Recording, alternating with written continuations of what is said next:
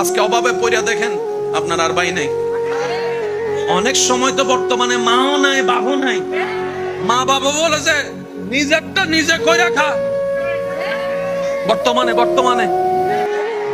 বাস্তব না বাস্তব আপনারা বলেন।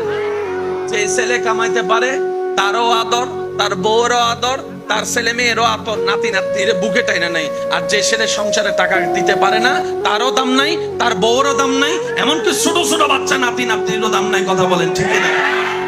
এই বাস্তবতা মানতে না চালেও মেনে নিতে হবে। যারা বুদ্ধিমান আছে, জ্ঞানওয়ালা, রব বলে যে দিলটা কাউকে দিস না যারা ভেঙে দিতে পারে, বরং দিলটা আমি রবের নামে ছেড়ে দে। আর আমি রব তেমন দয়াবান, পৃথিবীতে বাঙ্গা জিনিসের দাম থাকে না, কিন্তু তোর বাঙ্গা হৃদয়ের দাম তোর মার কাছে না থাকলে, বাবার কাছে না থাকলে, ভালোবাসার মানুষের কাছেও না থাকতে পারে, কিন্তু তোর বাঙ্গা হৃদয়ের দাম আমি রবের কাছে 24টা ঘন্টা আছে। সেজন্য দিলটা সবসময় দিতে হবে কাকে?